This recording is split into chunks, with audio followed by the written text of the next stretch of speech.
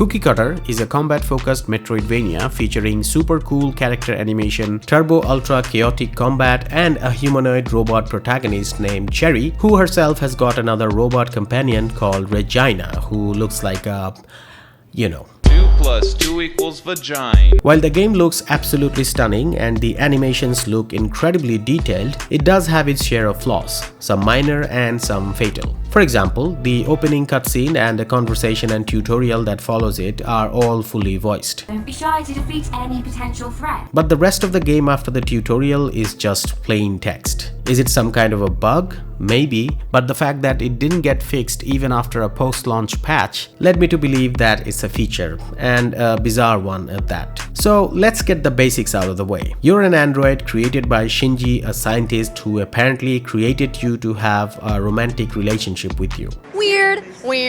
This Marilyn Manson looking evil corporation type guy kidnaps Shinji and his two henchmen called dickheads beat you to a pulp. This guy Raz picks up your remains and fixes you, and now you must find your way to the evil corporation Marilyn Manson guy and rescue your creator/lover Shinji. Beyond this, I didn't really pay much attention to the story, partly due to that glitch/bug of voice acting vanishing out of nowhere, and partly because the game builds a lot of its world through text readable in terminals you can find all over, and I'm not a big fan of reading in games. I was elected to lead, not to read. It's a Metroidvania, so it has all the typical Metroidvania stuff in it, like upgrades, switchable perks, hidden stashes, side quests with characters that eventually become merchants, bosses, and everything else. The only notable thing in the combat system is that it has a parry mechanic. The enemies flash a warning right before initiating a parryable strike, and you have to press a dedicated parry button at the right moment. The usual fare. It's fun, but the timing is kind of tricky, and sometimes it's hard to tell how far you have to stand from the enemy to be able to parry them successfully. I actually like that the game takes a rather safe approach in its design, in that it borrows pretty much every aspect of its traversal abilities, healing, level design, perks, upgrades, etc. from other popular games of the genre. This is by no means a cheap out though, as the developers have clearly put some genuine effort into implementing all these in their game, which is why I didn't mind it at all. I also kind of like the fact that during about 90% of my playthrough, the game felt kind of non-linear, although the map always pointed to one singular objective that I'm supposed to go to.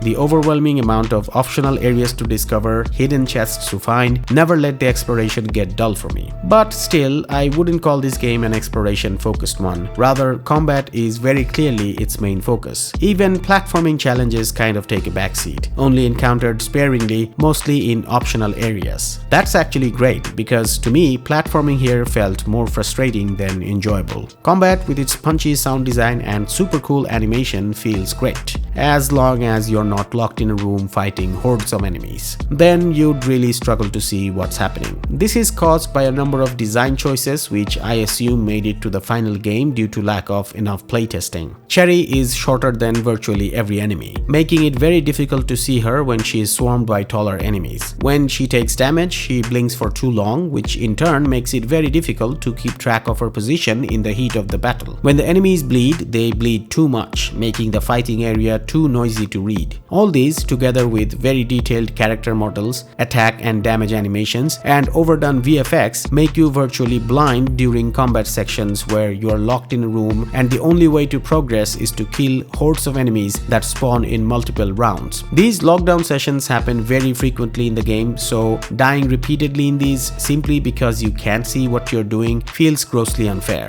The fact that the camera is generally very zoomed out only exasperates the problem. Keeping up with the amazing visual design of the rest of the game, the bosses are visually spectacular, but unfortunately they only have very predictable small set of moves that they keep repeating in the same sequence, making the fights very easy. Moreover, I found that instead of hitting them with your regular kicks and other offensive abilities and damaging their health bar gradually, it's much easier and faster to quickly learn their parrying timing in 2 to 3 attempts and just waiting till they try to strike you with a parryable attack and parrying them about 3 to 4 times to bring up the prompt for the finishing move and be done with it. This strategy, which felt more like a cheesing technique, worked on every single boss, so overall boss fights felt very underwhelming.